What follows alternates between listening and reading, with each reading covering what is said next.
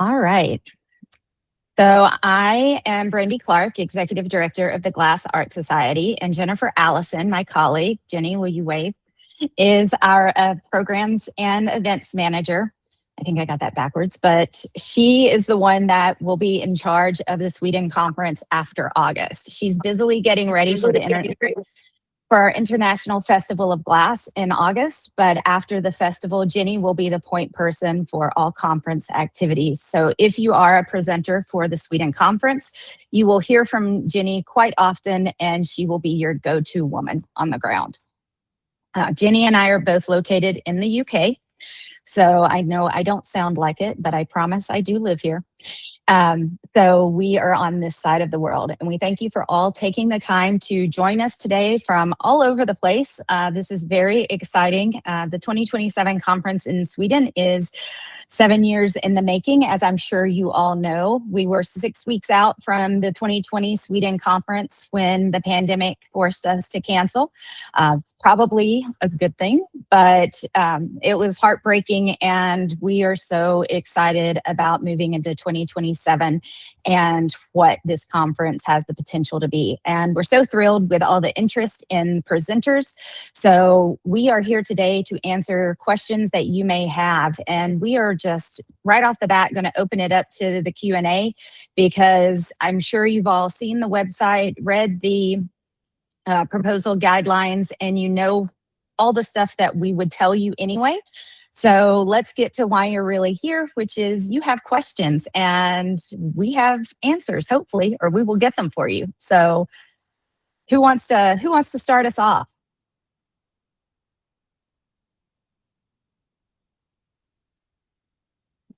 Oh, come on now. You couldn't have all come just to hear everybody else's questions. Okay, well, I'll just start talking then, and I will tell you a bunch of things. I don't know how many of you have been to conferences in the past, but I will say the Sweden conference is going to be much more like our Berlin conference than it is our Corning conference. And what that means is we are not going into ready-built artist studios. Corning is kind of the creme de la creme, and they have all the tools and the toys that any artist could dream of.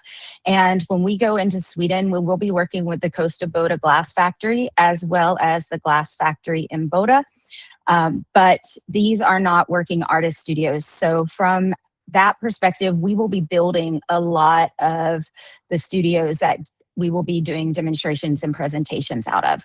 So while last year, if any of you submitted proposals, you will have noticed that there was a long list of equipment that would be available for you. And this time that doesn't exist, because we will be taking proposals, and from those proposals, we'll be building out studios essentially.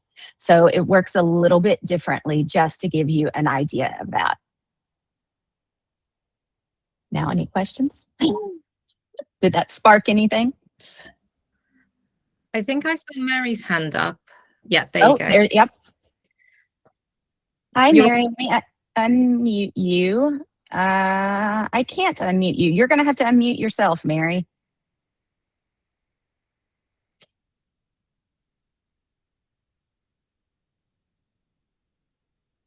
So it should just be the little microphone at the bottom of the screen.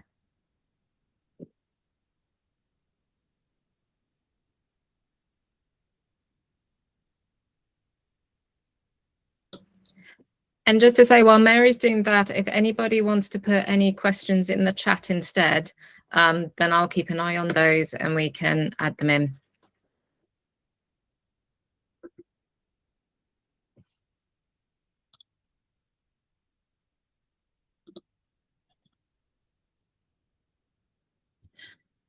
So while Mary's looking for her mute, I will tell you, if those of you who have not been through this process before, how it works is all the proposals come in by July 31st, midnight Eastern Standard Time.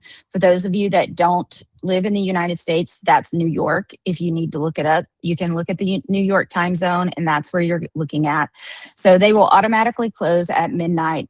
And then all of the proposals that come in will go to our board of directors, the GAS board of directors, and the Sweden site committee. So it will go to about 30 different people to score. They will each individually review all of the submissions and score them. And then we will get together and have a meeting, and we will start the curation process. And that at that time, that's when the real meat of the conference comes together. We see everything that has been proposed, and we will start to see some avenues, because we work really hard to put together a very diverse program, from locations to ways of working with glass to topics. So it's a long process, but it's one that we take very seriously, and our entire board and site committee are extremely committed to putting in the time and effort to make sure that we do put together a program that is representative both of the theme, but our organization and our community as well. And I think Mary got her mute button off. Right. Excellent. Yeah, it wasn't on the frame. It was down at the bottom. Ah, hiding from you. Well, hi, Mary. Thanks for joining us. Hi. I have a question about whether the board already has ideas. I think I have an idea that probably other people will have. And so how do you work? How does that work if several people? I have an idea for a panel. Okay.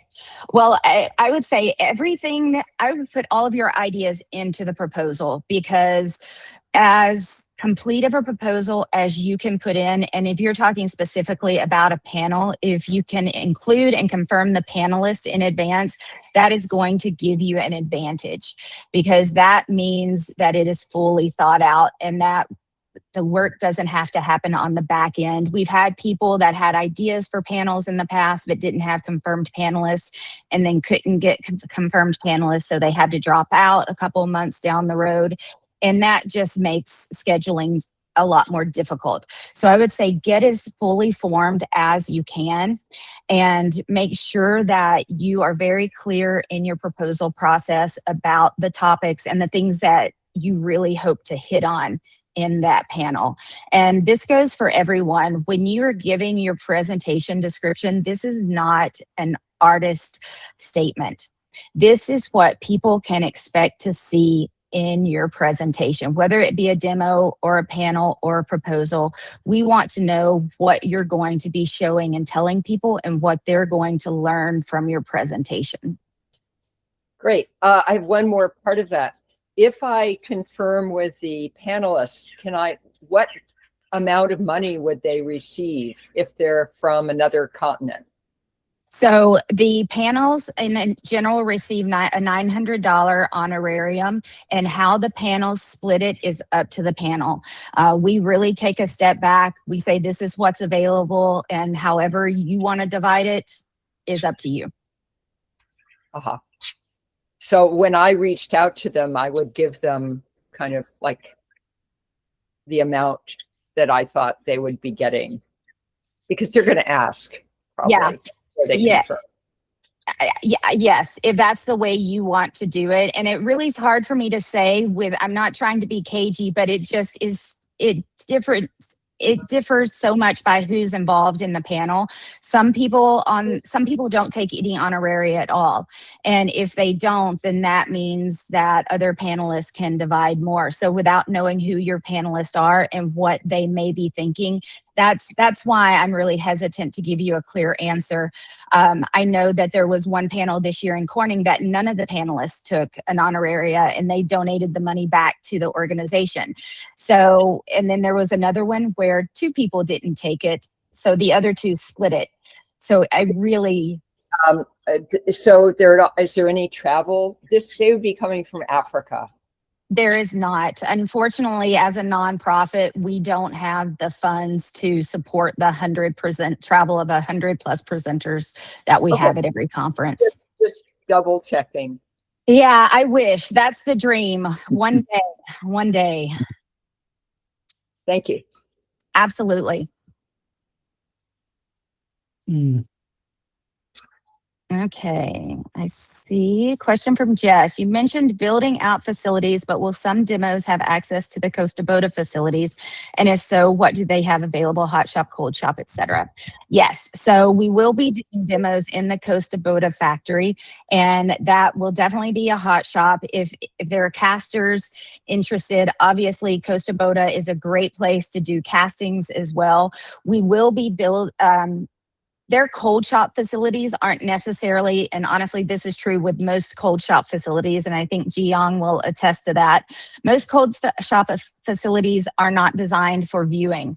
So we often get very creative when we go into, even in Corning, the cold shop was not set up to be viewed by 50 or more people. So we oftentimes either have to build a cold shop in a non-cold shop facility, and that will depend on what presenters need for their specific demo, or we will do simulcasting so that the cold worker can work in the cold shop, but we can accommodate more people actually seeing the demo. So how we'll build that out really depends on what presenters are selected and what their needs are and what is going to best suit them. So again, we say this every year, but come to us with your ideas. And if we can figure out a way to make it happen, we will figure out a way to make it happen. We really want to be open to the community rather than saying, these are your 5 options. Make your idea fit into those options. We'd rather work around you. Ji Young. Hi, I have maybe 2 questions. I think we still have that 3-year moratorium with the presenters, correct? We do. So Yeah. it's actually, we've defined what that is because 3 years made people question a lot. So this year, moving into Sweden, if you presented in Corning or if you presented in Texas, you're not eligible. And that being said, that does not mean you cannot present. Like Jiyoung, you, for example, could participate in a panel next year if you wanted. Somebody that was at a panel last year or in Texas could do a solo presentation this year. So there is a little bit of a gray area when panels, in between panels and individual presentations. Correct, thank you. My main question is I would like to hear more about the theme. I'm looking at the website right now. There's a sustainability in material process and pedagogy, innovation rooted in the crafted tradition. And I know that these bullet points come in the board meeting. There's a main interest in these areas, and I would like to hear more about how you got these. You probably made the decision to list these, and I would like to understand a little bit more about the concerns or the interest in these themes. Would it be possible? Yeah, so many of those bullet points actually come from where most of our presentations come from. So these are the ones that rise to the surface from our other conferences. But the overall theme around sustainability really came from the 2020 theme. When we were planning Sweden 2020, that was something that was very, very important to both the board at the time, but also the folks in Sweden, because they do have such a strong focus on sustainability and recycling in Sweden, much stronger than in America or some other places. So we really wanted, we all work with glass. We know the issues. We know the environmental issues of working with glass. And it is a topic that we have slowly been trying to incorporate more and more topics around. But going back to Sweden and talking to them about how they've continued to push this on the ground there, and how their guidelines for operating their businesses are continuing to be quite stringent. And I say that sounds negative, but I mean it in a positive way. We felt like now was the time to really bring focus on that to the conference and really bring that to the forefront of what our community is talking about. And as true, it's true every year. Not every presentation will have something to do with the theme, but we absolutely do encourage people to lean into the theme if possible.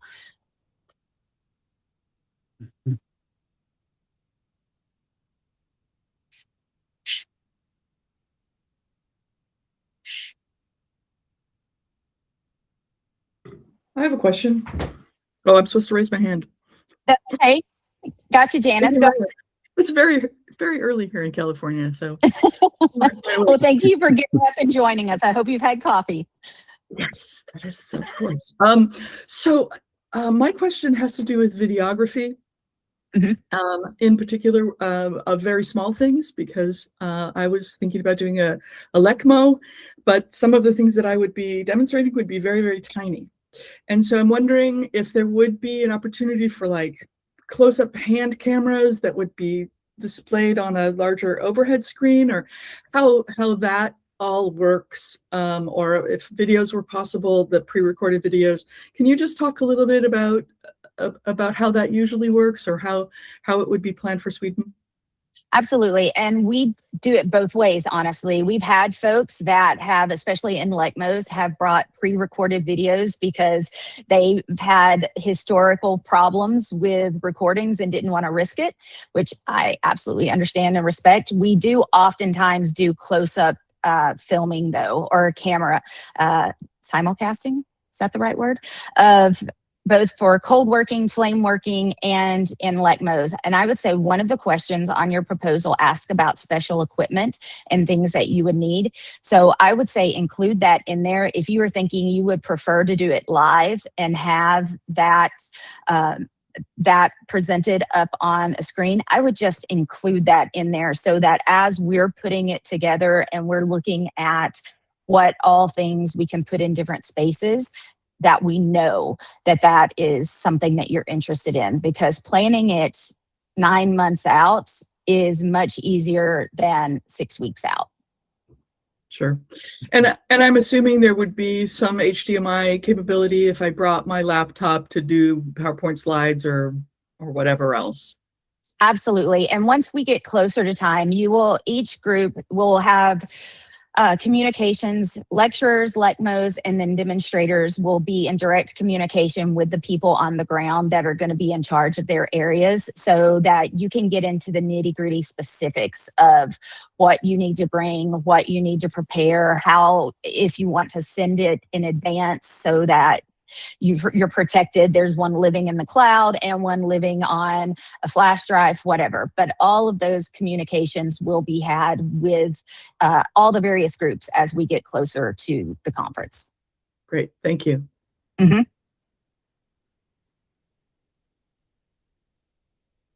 I heard a hand. Bill. Hey, Brandy. I was wondering a little bit about just the venue areas. I just was curious. I mean, it seems like things might get pretty spread out, certainly compared to Corning.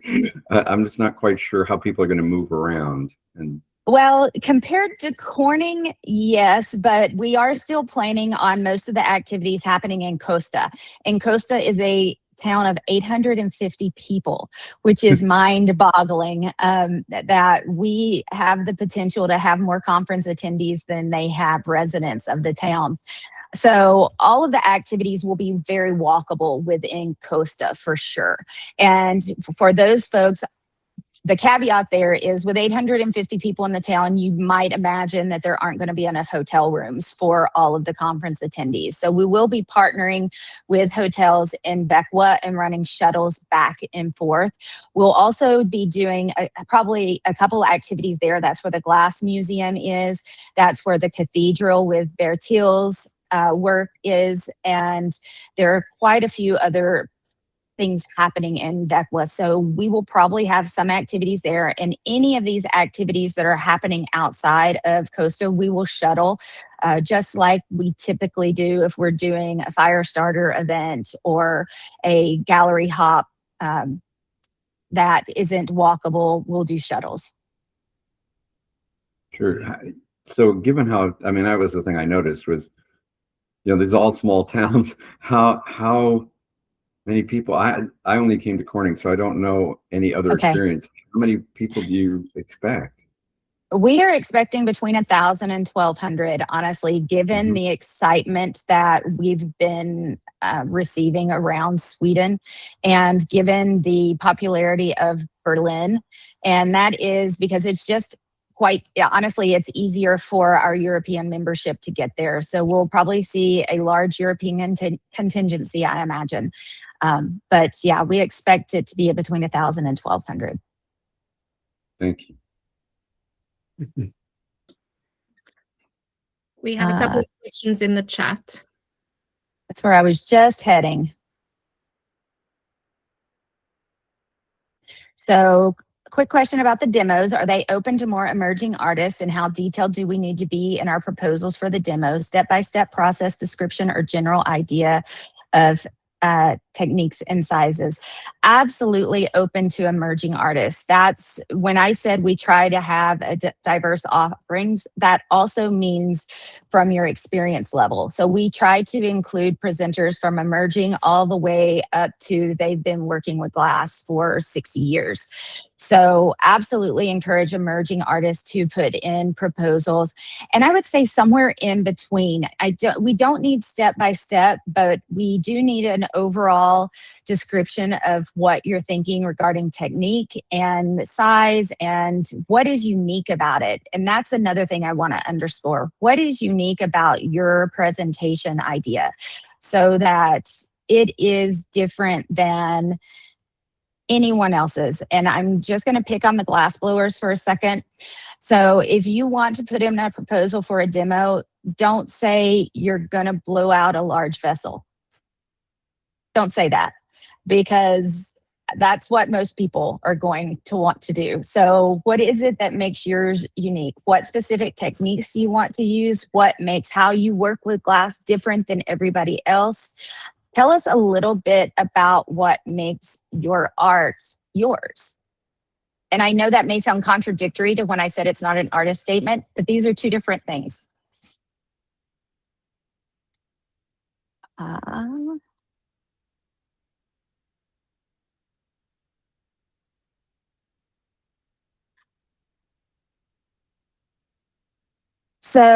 Okay, so what? Provide guidance on whether our chosen topic or content is suitable for a panel or presentation based on its details. Yes, absolutely. If you guys are sitting here today with actual ideas, feel free. Go ahead and let us know what they are, and we will be able to provide you feedback on the fly. Now, that being said, I want to remind you all that we have 30 people scoring these.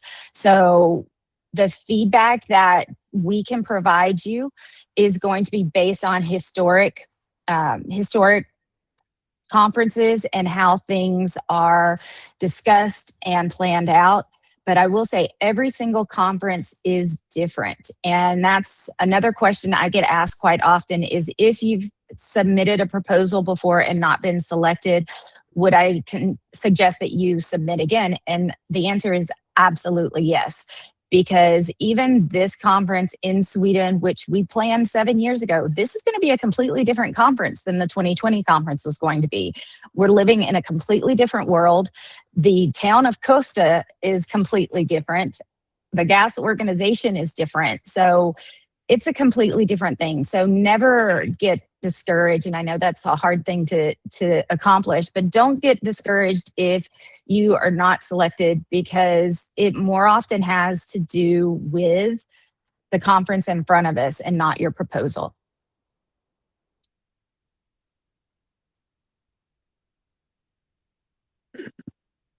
Okay, Saoirse, I lost you. Your video. Oh, go ahead. Oh, you're on mute though. There you are. Gotcha. It's a little bit dark. Sorry about lighting. And that was my question. I highly appreciate it. And to whom I need to contact for the guidance? So if you want to just email myself and Jennifer, I would say copy both of us in, because right now we are really tag teaming the Sweden conference while we get ready for the upcoming festival. But you can send your questions to both of us. And you know what? I'm just going to drop our emails in the chat in case you guys don't have them. I can do that, Brandy. That's okay. I'm Okay. already there. Yeah, thank you so much. And I already have an idea. I'm Okay. truly excited about it for sharing. And is that okay in this case if I share as a documentation to you so you can see and guide me? Is that fine? Absolutely. Absolutely. That's great. Thank you. You're welcome. You're welcome. Let's see. If the demo or LECMO requires preparatory work, is it possible to arrive earlier to prepare, or should that be sent ahead of time? And I will say that is something that you should include in your proposal. We do try to allow time to do prep work, but it really depends on how many people are going to need to do prep work and how extensive it's going to be. So once we have a better idea of what kind of prep work you need to do, then we can give you a more definitive answer on that. But in general, we will try to provide you the opportunity, because we all know shipping becomes a whole thing, and traveling with it is also not always the easiest thing.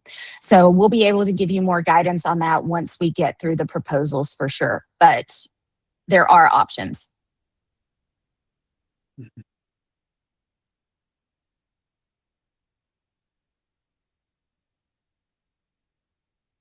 Yes. Oh, you're muted. Thank you. I was curious about, so I work in multiple different shops, and I was wondering if I had ideas, like maybe I had an idea before I saw what the theme was, kind of thing. Is it possible to submit 2 options?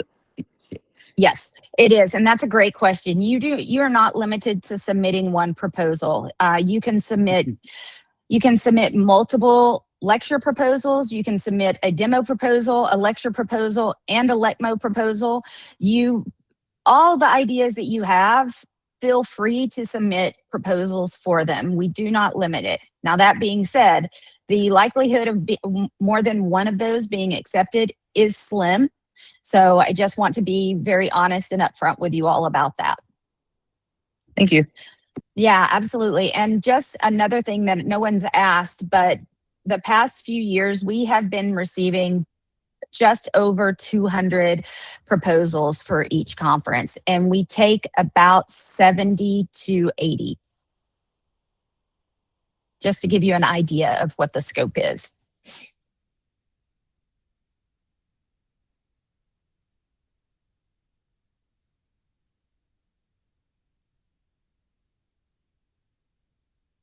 Any other questions, thoughts, random bits? Doesn't even have to be about proposals. It can be about, I don't know, how beautiful Sweden is. It's very beautiful if you haven't been there.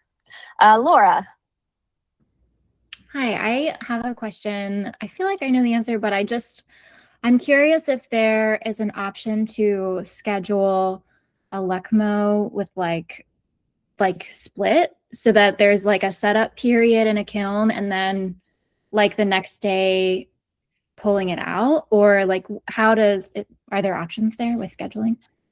There are. So it gets a little bit tricky, but again, if you put in a good proposal, because we did one in Berlin about someone that actually was making a mold and then did a demo section where they blew into the mold.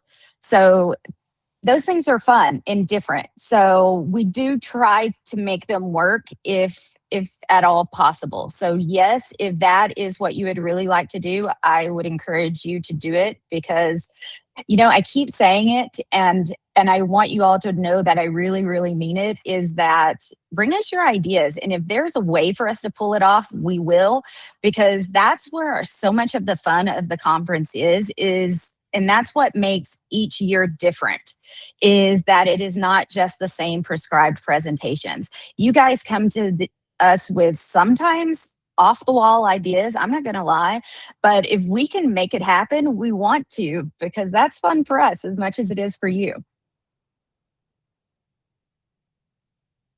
Mm-hmm. So just out of curiosity, Laura, was that the answer you expected?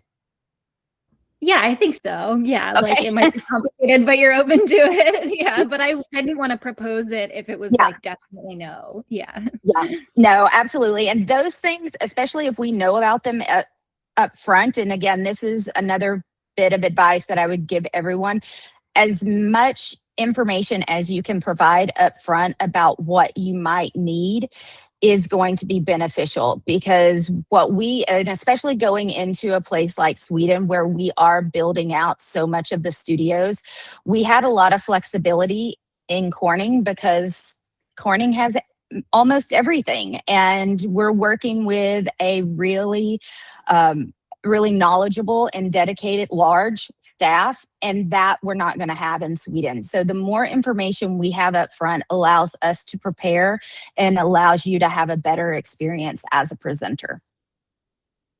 Jiyoung. Hi. Can you mentioned the Corning Optimus Prime will come, right? And No, probably no? not. No, Probably not. Okay. probably not. Yeah.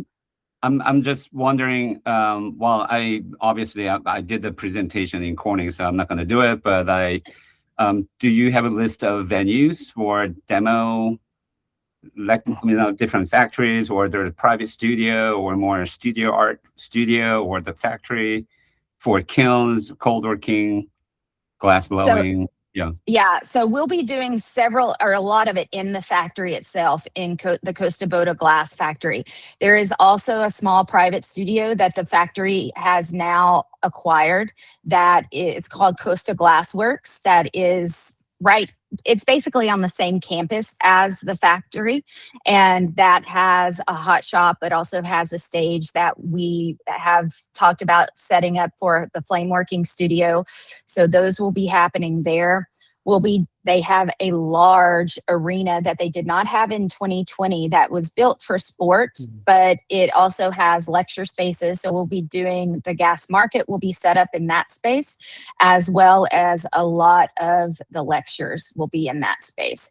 So again, we are planning other things probably outside as special events, but as far as the core programming, it is all going to be within the Costa Boda factory area.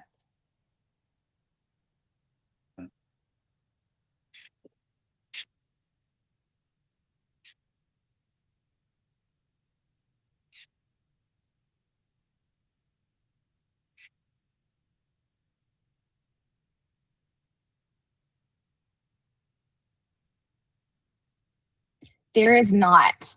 So sorry, Jess just asked if there's housing hotel space reserved for presenters.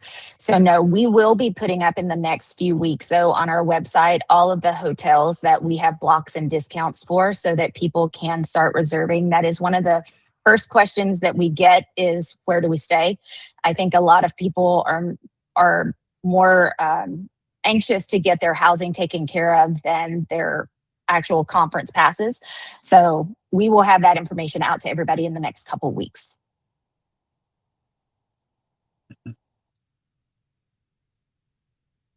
And Michael, I saw your hand raised earlier. Did you get your question answered? Or did I dream that your hand was raised? Okay.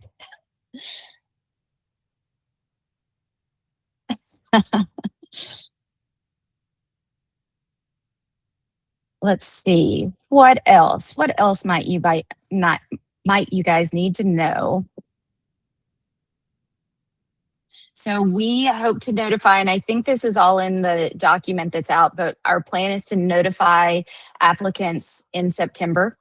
So towards mid to late September, all notifications should be going out. We will be going on sale with the conference passes on October the 5th. Presenters do get a free conference pass, as well as lectures, LECMOs, and demos get a $500 honorarium. Panels get a $900 honorarium.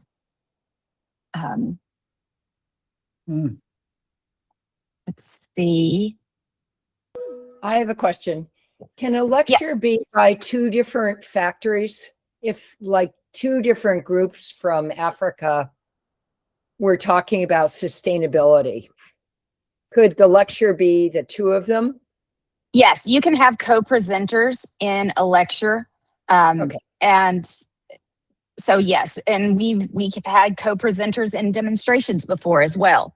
So that is definitely Oh. doable. Would they both be eligible for passes? They would all be eligible for passes. There would be one honorarium per presentation, but everybody participating in the presentation would get a conference pass. Okay, but they won't if they are on a panel. No, all panelists will get conference passes. Everybody on a panel will get a conference pass as well.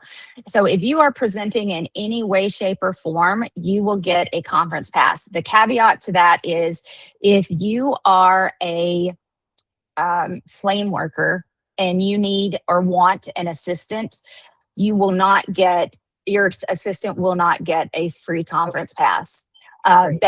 We do provide, depending on the need for the assistant, we do provide discounted passes for assistants though. Great, thank you. Opal. Hello. So I didn't see anything particularly that much in the way of fusing at Cornings. Is there the clientele for presenting for that side? There is, and I'm really glad you asked that because this came up in our, we had I wanted to say focus group, but it wasn't. It was more of an informal conversation about what folks want to see from GAS, not just from a conference perspective, but just in general. And someone was there talking about the fusing side of things. She was a fuser. And as I said to her, it's that typically comes from the number of presentations. We always have people there that want to see fusing, but we don't always get a whole lot of people submitting proposals for fusing demonstrations or LECMOs. And so I encourage you and all the other lovely fusers out there to put in proposals because yeah, there are people out there that definitely want to see them, but we will invite a few folks, but we really go based on what presentation proposals come in. So go talk to your fusers, Opal, and you all submit proposals. Cool. Jian. Hi, I'm kind of back to the theme of the conference. I am wondering about if there are any interest in local. The town seems very small, and I think it says that, like many other glass companies who used to make crystal, they all went out of business. And I think the Costa is still there, but I think it kind of going through this similar path. So I'm wondering, when they host a conference like this, there's always interest in bringing the energy, and I am wondering, they are interested in a specific thing they want to see, or they want to bring, they want to change. Does it make sense? It does, or I think it does. Let's see if my answer makes sense to you regarding your question. And this has been such an interesting path for us as we've been talking to these folks, and we are working with the same people now that we did in 2020, just to give you all an idea that these are relationships that have been there for 7 years. We're not going in and working with new people. These are the same folks we planned 2020 with. And it's been really interesting having conversations with them regarding how Costa Boda, how the factory has changed since 2020. And it has shifted a lot, and I don't know that that's really apparent from the outside because they are actually trying to incorporate more art glass, and they are working more with artists, and they are thinking about and trying to set up residencies in the factories so that they're getting more artists in because they see an interesting overlap of not just how the factory workers and the way factory works impacts the artist, but the opposite as well is how the artists come in and have an impact on the factory and the factory workers. They've made physical shifts to the factory to encourage more public viewings. So they've actually opened up one whole side and permanently brought in bleachers so that the public can come in multiple times a day and watch people working, and that didn't exist before. You could do a factory tour, but it was a really quick, walk through and stay between these lines, and this is what's happening. And now they are really more engaged on the public side of things. So I think that's one of the reasons that I'm so excited that this conference is finally happening, and that this conference is happening when and how it is because Costa is a different place now, and their perception, they want to be more involved in not just the history, but the future of glass making. And that's really exciting to us, and where this conference could take them, and where this conference and they could take everyone else. Did that answer your question at all, Jiyoung? Yes, you did. Thank you very much. Okay, good. Laura. Yeah, Jiyoung's question kind of made me think about kind of the local economy. And I work only with salvage float glass, and it does feel a little bit like counter the theme to be like bringing glass from the United States and then like taking it away. And I'm wondering if there's opportunity to like partner with local businesses or recycling centers to source materials to demo with and then like leave it there, or like what do you think that could look like? That is an excellent question. And that question weirdly excites me because that is something we have not talked about, but my answer is that I think there are absolutely options for that. And I think that would be something that they would get really excited about working on and doing.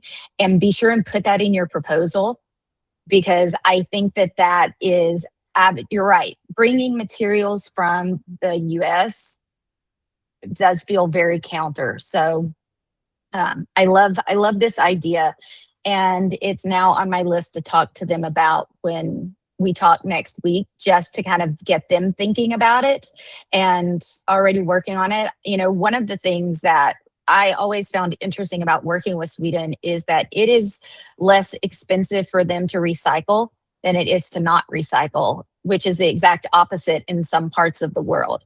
But so yeah, I think they would love. Jess. In that vein of bringing glass or using glass that they have there, do we know what type of glass they work with? Like spruce pine or Kugler or things like that? They work with Glasma. Sure. And right now, we don't know if we will have, we assume we will have color donations, but we have not secured any of those yet. They will be down the line, and all the selected presenters will be notified about what is available for there. Because yeah, if we can avoid people bringing their own glass, then we absolutely want people to do that. And little insight, and I probably shouldn't tell you guys this because you'll start to kind of see a method to my madness, but we're all friends here. But last at Corning, when we did the open blow slots and we were encouraging people to go try it out as an opportunity to see what it was like to work with Glasma, that was like a little Easter egg hint of, if you haven't worked with Glasma before, go check it out. So.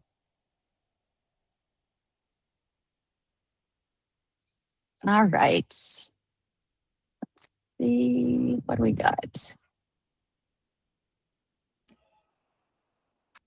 I hope you send out a little listing when you do have the hotel listings available. It'll go up on our website, and we will send out, it'll be included in one of our emails that goes out directing people that that Sweden information is starting to be populated. Things will be pretty quiet from us on the announcement phase for a while, just because we do have the festival coming up in August, and that is that's what's right in front of us as far as priority. But we will still be populating the website, and so if you ever have any questions, go look at the website and see. But yeah, once it gets out, once we get a fair amount of stuff populated, we will remind people in our email.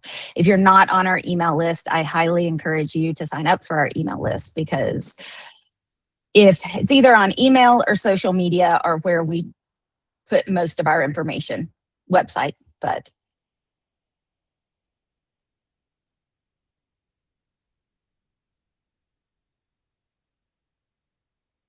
Bye, Mary. Thank you. Yeah, Jian. I don't know any Swedish schools like teach glass contemporary, like a glass studio art. Have you came across any schools? Schools. So Pukabai is still actually up and running. I don't know that they are what you would call contemporary art. You know, they do have ateliers attached to it. But I think a lot of their teaching, and I will be honest with you, I haven't been back there in the past several years, but I think they are more focused on just building the glass making skills rather than focused on the art side of it. But I don't want to speak out of turn because it has been several years since I was there. And when I was in Venice last month, I, interestingly enough, met an instructor from Pukabai on the Vaporetto going to Murano.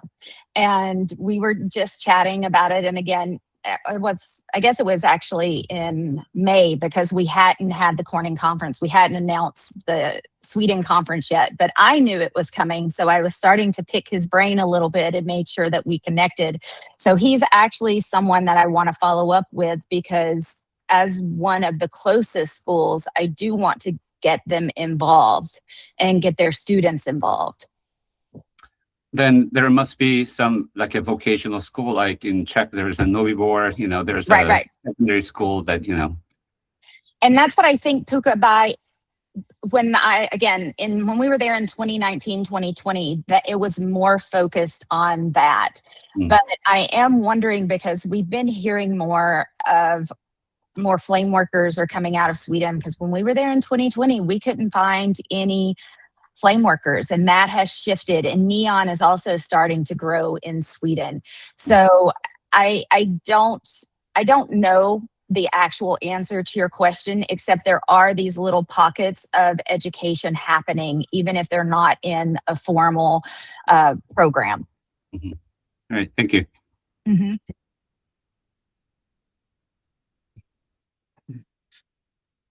Yeah, Jenna, this is being recorded, and we will post it on our YouTube channel. Opal. You're muted, my dear.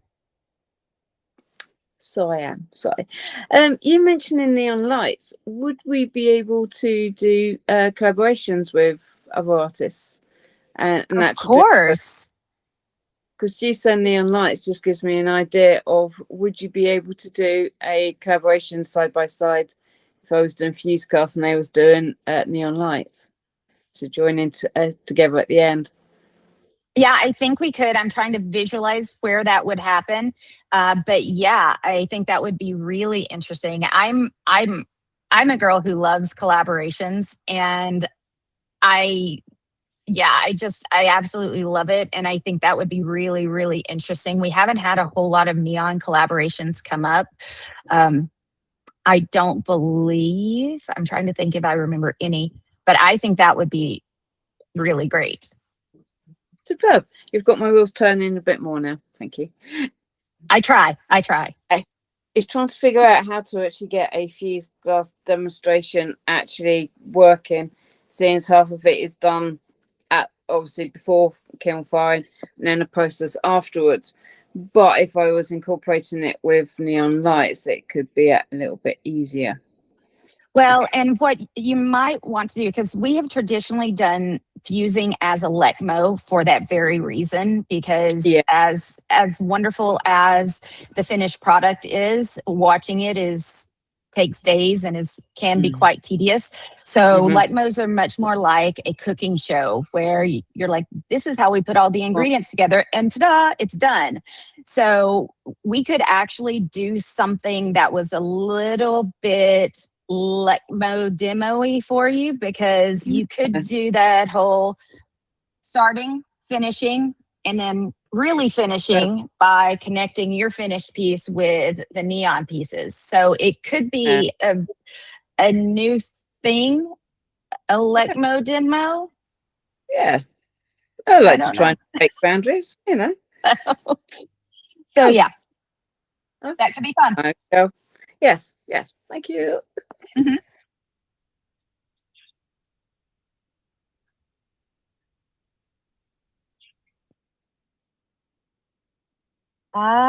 Janice,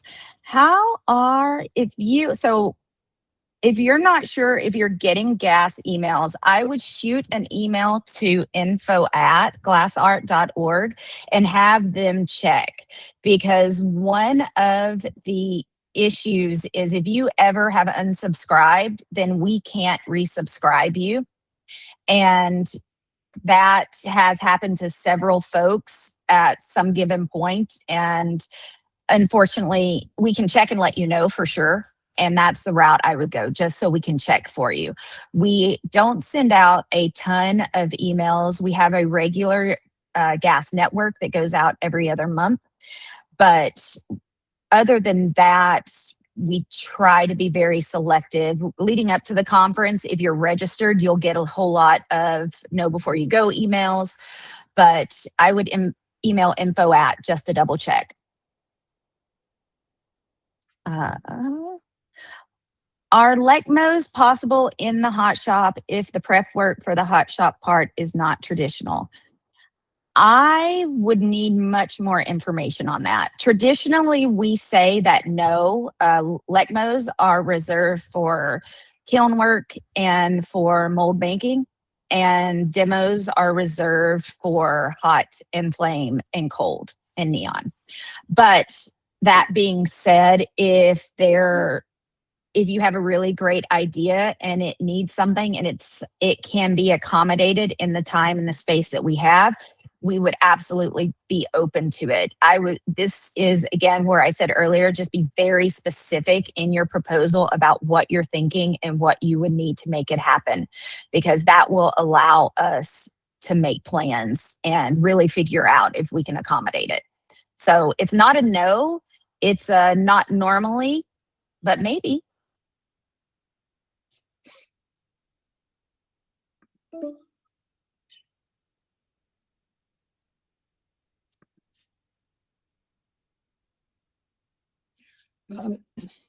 One Yes, more Mary. question.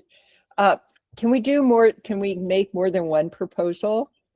You absolutely can. You can submit as many proposals as you want in as many different ways or themes. It is just highly unlikely that more than one of your proposals will get selected. Just want to be completely transparent about that. Right. So perhaps I could get a colleague to put in a proposal on the similar theme or expansion of the theme. Yeah. Thank you. Absolutely. All right. Any other burning questions for folks?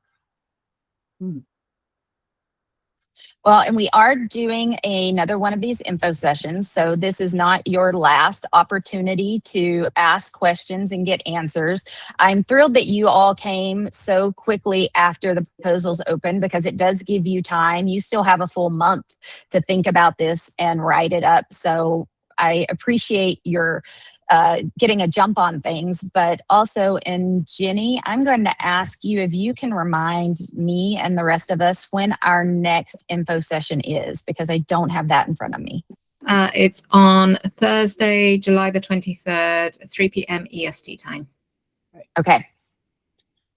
So that also is on our website and on the info sheet. I believe it's on the info sheet. If you guys have any doubts, and if you have questions between now and then, feel free to shoot us an email or come to that info session, and we are happy to give you more feedback if you have a little bit more of a fleshed out idea by that time. But otherwise, I will say we are on the hour, and I appreciate you all coming. And now I'm even more excited hearing what some of you guys are thinking and where the roads you're going down. I'm even more excited about Sweden. So thank you so much for being here today. I know early for some of you. Yep, I appreciate it, Janice. But anyway, it was good to see all of your faces, and we will see you all soon. Bye. Thank you. Bye. Bye-bye.